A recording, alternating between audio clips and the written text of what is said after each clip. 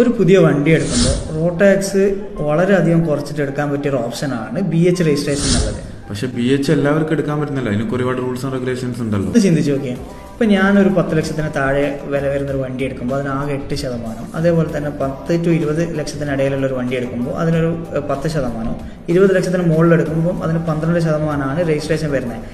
അതിൽ തന്നെ നമ്മളിപ്പോൾ ഡീസൽ എടുക്കുകയാണെങ്കിൽ ഒരു 2% ഹൈക്കും, അതുപോലെ തന്നെ EV എടുക്കുകയാണെങ്കിൽ 2% കുറവായിരിക്കും നമുക്ക് ചെയ്യാൻ പറ്റുക. BH രജിസ്ട്രേഷൻ എടുക്കുകയാണെങ്കിൽ ഗവൺമെന്റ് പറയുന്നത് ഒന്നുകിൽ ഡിഫൻസ് മേഖലയിൽ വർക്ക് ചെയ്യുന്ന ആളായിരിക്കണം, ഇല്ലെങ്കിൽ സ്റ്റേറ്റിലോ അല്ലെങ്കിൽ സെൻട്രൽ ഗവൺമെന്റിലോ വർക്ക് ചെയ്യുന്ന ആള്. പിന്നെ പറയുന്നതെന്ന് വെച്ചാൽ ഇപ്പൊ ഞാൻ ബിസിനസ് ചെയ്യുന്ന ഒരാളാണ്, എനിക്ക് 4 സംസ്ഥാനങ്ങളിൽ മിനിമം എന്റെ ബിസിനസ് റൺ ചെയ്യാൻ പറ്റണം. വണ്ടി എടുക്കുമ്പോൾ നമുക്ക് ഈ 8% പറഞ്ഞല്ലോ, ഈ 8% ആ സമയത്ത് കെട്ടണമെന്നില്ല.